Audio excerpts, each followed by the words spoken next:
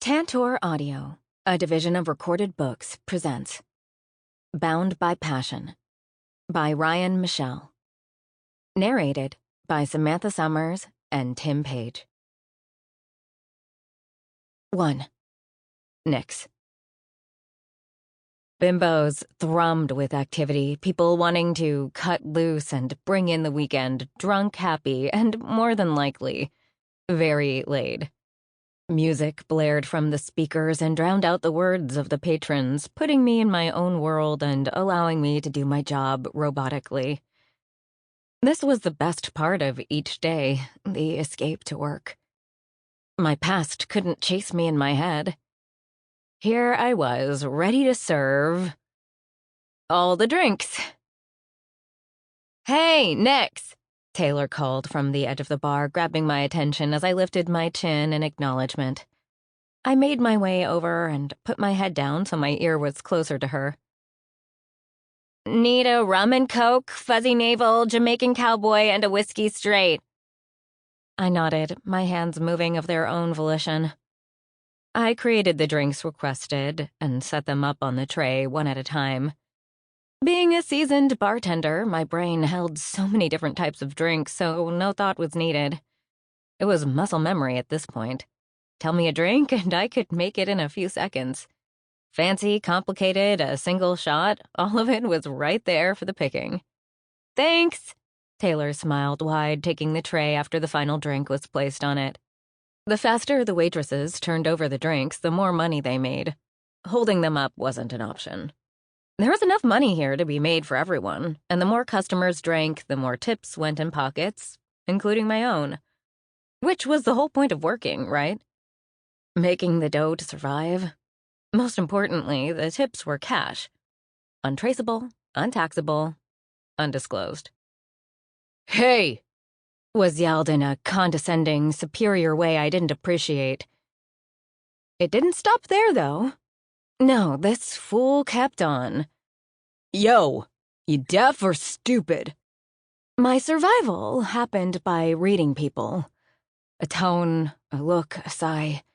Every instinctual thing, involuntary movements, they mattered. And being in tune to every one of them saved my ass more than once. In this line of work, I tolerated a lot, but disrespect was not on the list of bullshit to put up with. I was a bartender, not a damn dog or shit on the bottom of no doubt his leather-covered foot. Being talked down to was not acceptable treatment. I had swallowed enough chauvinistic bullshit to last a lifetime, and the tone from this man didn't need to be added to the list. Respect me? I respect you. Don't?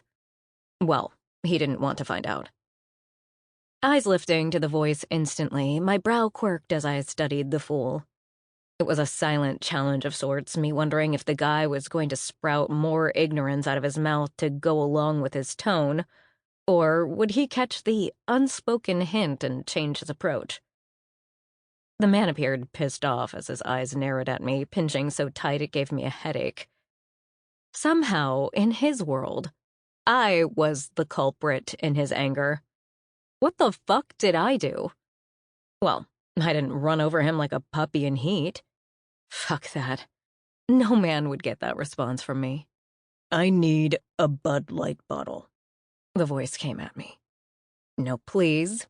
Just disdain. A demand. Entitled pricks didn't sit right with me.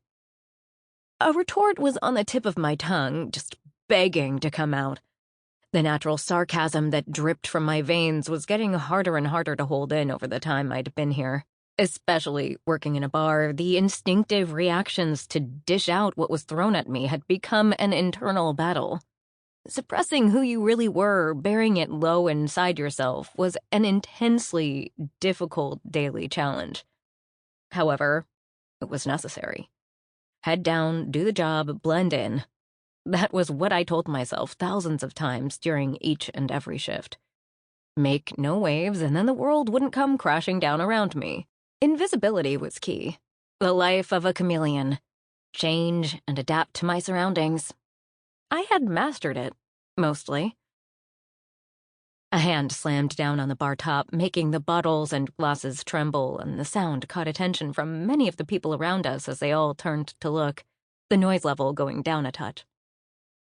The asshole stared at me, his lips curling with a snarl, challenging me like a fucking alpha wolf trying to piss on me. Big mistake. I was not to be tamed. My eyes narrowed as my body leaned his way just a bit, connecting gazes with him. Do you want the bottle busted over your head, or should I break it off and just shove it up your ass? Not thinking of my surroundings or consequences, the retort slipped from my lips like a viper's strike, ready to kill. Before, my mouth would land me in trouble, but it didn't bother me. I didn't live a life of regrets. While at the first panic hit me, the wash of the real me wrapped around my body like a soft blanket. Damn, I missed her. The sarcastic woman who always had something to say, who didn't take a lick of shit from anyone, had a backbone of steel.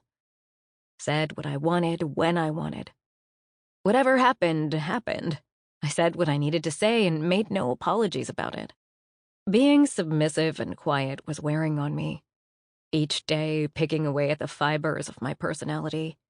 Draining, exhausting, this facade I had to put on every time I left my house was taking a toll. I wouldn't be demeaned, demanded of, or put off by anyone. We all had this one life to live, and I didn't need to take this man's shit.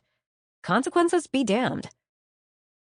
Unfortunately, we were gaining more attention by the second. Bitch!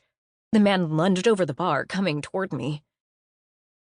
Instincts took over. Grabbing a tray, I blocked the man's touch by smashing his hands with the hard plastic. He had no idea I could break both of his wrists and not have a second thought about it. Take them both in my hand and crack. But I'd already let one cat out of the bag tonight. The rest of my tricks needed to stay hidden. Secrets were just that. Secret. For me, it was more important than ever to keep them inside. Fuck.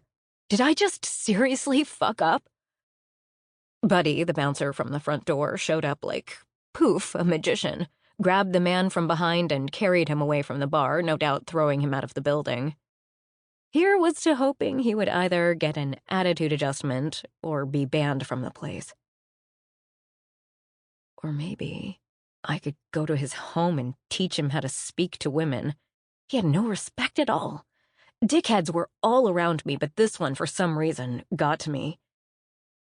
Maybe it wasn't just him. All this time pushing down the comments, taking the come-ons and insults, it had worn me down to this moment.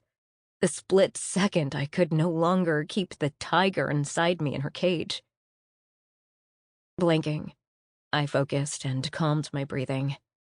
I could feel the gleam of sweat coating my skin as I allowed my emotions to snowball into the rage that would and could easily end the man who crossed me. Not today. I got a pass with not showing too much, and so did he. Hopefully he wouldn't come back here. Ever. I closed my eyes and took a deep breath. I was here to do a job, and a job I would do. Hate to ask, but can I get a Bud Light? A man with dark hair, handsome bone structure, and a genuine smile asked, grabbing my attention as I used the bar rag to clean up the mess the man made when he lunged at me, hopefully appearing a bit more subdued than moments before. I don't make it a policy not to serve drinks, considering that's my job. My tone had an edge, more bite to it than I wanted. I reached into the cooler, pulled out a bottle, and stretched the bottle opener I had attached to my belt, taking the cap off. Setting it down on the counter in front of him, I tried to control my resting bitch face to be a tad more inviting. If I scared away the customers, that would be horrible for business. $4.50. The man slid $6 to me. Keep it. Thanks. On a nod, he disappeared into the crowd. I let out a deep breath that I didn't even realize I had been holding in. Why on earth did I let that asshole get to me? Stupid. That was the kind of shit that would turn my life upside down, and there wasn't a damn thing I could do about it. Head in the game. Holding myself back was getting harder and harder. I just went to take a leak. What the hell happened? Cass, another one of the bartenders who was on duty with me, asked. Shrugging my left shoulder, I replied. He smelled. Aiming for nonchalance, I missed my mark with the level of sarcasm dripping from my tongue. Cass burst out laughing. He had this deep belly laugh that only came out when he really thought something was funny. Secretly, I loved that I could give him that. Laughter wasn't something I heard a lot. These few moments, seconds where I could embrace human interaction, was something normal I cherished. Let's not fuck up all the tips for the night. His grin was wide, teasing. I found comfort in it. Casual was something I didn't have before. Just the mere taste of it now was this piece of peace I relished. I looked around the bar and held out my arm, motioning to all the people around us. You're good. Swear it. He raised an eyebrow at me. Gotta know, where'd that spunk come from? He asked me, genuinely curious. He should be. Outside of this moment, none of them knew I had it in me. The me they experienced night after night was meek, charming, sweet, and shy. Not the me I covered in a cloak of darkness. If I could smack my head without looking like a moron in front of everyone, I would. Instead, I shrugged, wishing like hell I could flash a magic wand and make them all forget the moments before. Instead of giving more to him, I continued refilling 2 drafts to the left of me as if it was no big deal. Taking the money and cashing them out, Cass caught me at the register. A small smile played on his lips. Like it, Nix? Good to know you have something under all that stiffness. My shoulders relaxed just a touch, relishing that he saw just a glimmer of the shreds of me, then sharply went back in place. Cass had no idea why I had the hard shell around me. He'd probably shit his pants at just half of everything my life had encompassed. Not that I'd ever tell him. It was best for all of us. The less he knew, the safer he was. In turn, the safer I was. No one could know. Cass and I worked like a well-oiled machine together, catching tickets and filling orders like we were on fire, one after the other. 2 hours later, I was tossing my blonde hair up in a messy bun that didn't look half bad judging from the mirror at the back of the bar because it was hotter than hell. Always, as the night went on, the temperature continued rising in the joint. Most of the time, I'd go home soaked from sweat.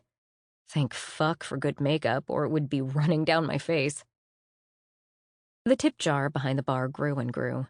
Cass and I would split it at the end of the night. It was just how we did things. He was very charismatic, and I showed cleavage. Win-win. The volume in the bar went down a few notches more than normal, and my eyes swung to the door. Instincts kept me aware of all things at all times, including the number of people within my radius. I hadn't made it this far without knowing when my attention needed to be on something.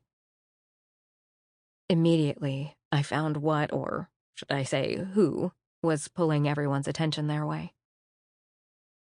The Ravage Motorcycle Club was everything in Sumner, and 2 of its members had just taken center stage. A path moving like a body of water parting to let them through with ease, even though there was still a crush of people. It didn't matter. They were considered gods around here. Sexy? Check. Leather? Check. Bad boys? Check. Don't give a fuck attitude? Check. They screamed sex appeal, calling out to all the ladies and hell, some men, to come take a bite of them. Tonight, we got double the blessing, or double the trouble, depending on how you wanted to view it. Twins, if you could believe it. Not just one sexy as fuck male, but an identical replica. The women in the bar would be falling all over themselves in mere moments, each trying to get a turn in their bed for the night. Except this time, the twin without the only distinguishing feature between them that I could see, a scar, had the local baker, Indy Fallon, on his arm. Everyone knew Indy. She was a genius with baked goods and had her own place down the road from the bar. I'd been there quite a few times. It was a cool space, but the cookies and streusel were my downfall. Being a bartender meant you heard all kinds of information. Some of it true, most of it a load of shit. But most of the things I'd heard about the MC were true. In this case, it appeared to be very true that Axe and Indy were together in every sense of the word because he did not give two shits that the women were trying to get his attention. No. Axe's full focus was on Indy. She was the only thing in his world. Just in those few moments, I could feel the love he had for her pulsing around them. His gaze was always circling back to her, remaining aware of any indication of trouble near her. He was laser-focused. The energy between them was electric and filled the entire building. To be loved like that.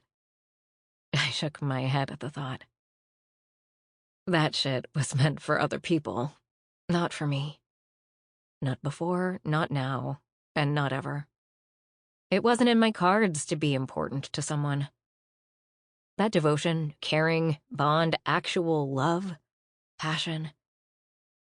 Yeah, that wasn't in my future, ever. But I could appreciate seeing it for another woman. Women were majestic creatures. We grew little humans inside our bodies. Our curves were all for a purpose. Our bodies, minds, emotions, all of it was immensely full and capable of anything we wanted. Yes, I was a sisterhood believer. I wanted all women to succeed, to find their purpose, passion, and happiness. Seeing Indy cherished? Yep, I could be happy for her as a female. Raid Monroe, the other twin on the other hand, had eyes glittering, scanning the room, no doubt at his prospects for the night. And just like every other night he'd been in here, he'd leave with someone. Or someones. Player, big time. Fuck and go. Hit it and quit it. Raid was everything your mama and your friends warned you about. The shit they wrote country songs about. I knew his type all too well. Sweet talk, then a dirty fuck, and the next moment he was gone, never to be heard from again. Typical male bullshit. If I did that, I'd be called a slut or a whore. Because I had, once upon a time. But Raid, he got away with it every single time. Absolutely hated the double standard when it came to men and women. The large scar that went by Raid's right eye used to be the only distinguishing feature between the brothers. Sad thing was, the scar made him even more attractive, giving him a delectably dangerous aura. It made me curious to know how he got that scar, not that I'd ever ask. Now, though, there was something else distinguishing them apart.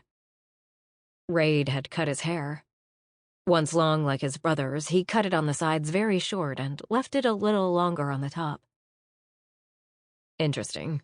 Hated to admit it, but I wondered why. I'd actually waited on the pair of Monroes when I'd first started working here. Had this corset thing on, and Axe was very forward about getting me in bed with him. Said I was a challenge. Knew that type too. Men who thought the conquest was a turn-on. Yeah, no. Not that I took him up on that, but he wasn't shy about trying to make it happen. Raid, on the other hand, kept to himself, appearing to be more focused on the women around him. Not that I wanted to be his focus.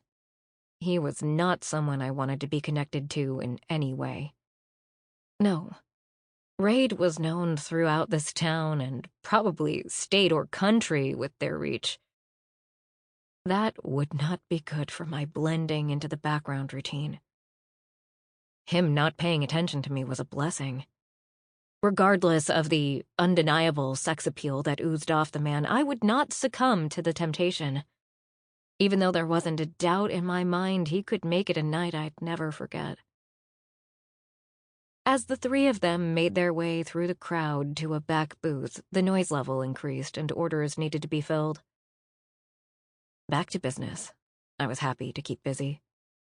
For the next few hours, I caught my eyes floating across the floor just to see what Raid was doing.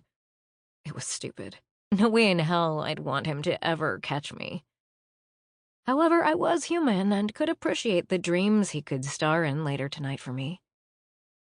I did see when Axe and Indy left. Also saw Raid entertaining several different women at his ever-revolving table. Not that he had my attention. Just small glances here and there. Or so I told myself. But I never saw him leave. Considering he wasn't in the building. I missed that part of the night, which wasn't something that sat right with me. Knowing my surroundings was important at all times, and somehow I missed it. He slipped out like a ghost. Upon last call, I was dead on my feet and ready to clean up the bar and get home. I liked my job, but it was terrible on feet strapped in boots. It wasn't until I stepped out the back door that I knew my life would be changed forever. 2. Raid. Tonight was Ravage business. Not that I didn't like coming to Bimbo's for a change of pace, but my trip here was for another purpose. Back against the bricks of the building, knee cocked up, I waited, knowing my target would be coming this way at some point, considering I tagged his car in the back of the lot directly in my view. Creature of habit, he always did this. Stupid if you asked me. When Maxium showed up at the bar, I slipped out the back door before he could see me. No need in alerting him I was here and waiting. What fun would that be? Target acquired. I knew his next moves. Axe and Indy left earlier. They came to help me blend in on the off chance Maxium wasn't following his patterns. Axe wanted to stay as backup, but this didn't require that kind of support, and he had a great woman to get home with. Indy was by far one of the strongest women that I knew. I had cost them enough, and I didn't need to take away another moment they could have with something I could handle alone. I'd spend my life trying to make up for what I'd cost them. She'd given up everything in high school, all because of me and my fucked-up choices. Fucked her and my brother with my shit, and the guilt of it I'd carry forever with me. How do you think those bikers would react to you fucking a man? Mr. Baker held up his phone, showing me a video he'd taken without my knowledge. It showed me fucking him, along with another chick here in this classroom after hours. Fucker recorded me. My stomach twisted. Axe and I had been prospecting for the Ravage MC for almost a year, and we were so damn close to getting our cuts. This could fuck it up. You wouldn't be stupid enough to put that out into the world, I fired back with the bluster of a full-blown member of the Ravage MC, but without having any power whatsoever. Wanna bet? Not only are you fucking a man, but I know your father. Of course you know my father. That means shit. Oh, you should check me out before you think of threatening me about this raid. Fuck off. I ain't doing shit, I fired back. How about this? I throw it out there that the blonde is Indy and your brother Axe. If I go down, then I take your brother and his girl down with me. All this just to keep fucking me? You can't be serious. Yeah, I fucking am. No one is gonna believe that. No way in fuck I wanted my brother brought into this situation, let alone his little innocent woman. He fucking loved her, and I had no doubt they'd be together until the end. But fuck, to fuck this up. Fine, I said, moving out of the door and slamming it shut. I needed to talk to Axe. That ruined Indian Axe. I ruined them. It was all my fault, and fuck it hurt. Never wanted my brother to be destroyed, and being the reason for it felt like shit. No matter the words he and Indy gave me in forgiveness, I'd never forgive myself. Now, though, not only did Axe have Indy, but a damn dog. I couldn't believe my brother had settled down. Fuck more than settled down. He'd gone from fucking everything that walked and living his life wild to switching to a family man in the course of a few days. At least that was what it felt like. I was damn happy for him. Only wanted the best for my brother, and having Indy back in his life, at his side, was the best thing that had ever happened to him. He told me he knew she was his a long time ago, and when she opened the door, he stuck his boot in and knocked down the walls. The thought of me being the reason he hadn't had it for all those years fucking rode me hard. They both gave me a pass, but that didn't mean my actions didn't leave a scar on my blackened soul. Just never thought I'd see the day when he moved into a house with a woman, her dog, and no doubt at some point kids along the way, considering they fucked like rabbits. One thing about giving your house key to your brother, don't do it if you're going to be fucking your woman in the living room, because said brother gets an eyeful of your woman taking your cock. But giving them shit about it at every turn was the bonus for my scarred eyes. Hearing voices, I crept to the edge of the building and listened closely, the night breeze carrying the sound. Maxium's distinct words permeated the night sky, and a grin came to my lips. Fuck yeah, let's do this shit. When he came into view, he had 2 men with him. This wasn't even a challenge, and here I thought he'd at least test me tonight. Maxium laughed at something one of the men said as he passed, not even seeing me in the shadows. Glad he was having a great night. Too bad it was going to turn to shit. I let out a low whistle, and Maxium turned abruptly, his eyes connecting with mine as I pushed off the building. He reached into his jacket, but before he could even blink, my gun was out and pointing directly at his head. Wouldn't do that if I were you. The man seriously had screws loose, trying to pull a gun on me, dumber than I thought, and my expectations for him weren't high to begin with. His hands fell to his sides as I kept an eye on his 2 friends. Tell them to go and not breathe a word or I'll shoot their kneecaps out. Fuck, I'd do it just for fun, but they didn't need to know all that right this second. What do you want? Maxium asked, knowing exactly what I wanted. He really was a dumbass trying to be tough in front of his people. Maybe I should just shoot out his kneecaps instead. He didn't need those to do what I needed to have done.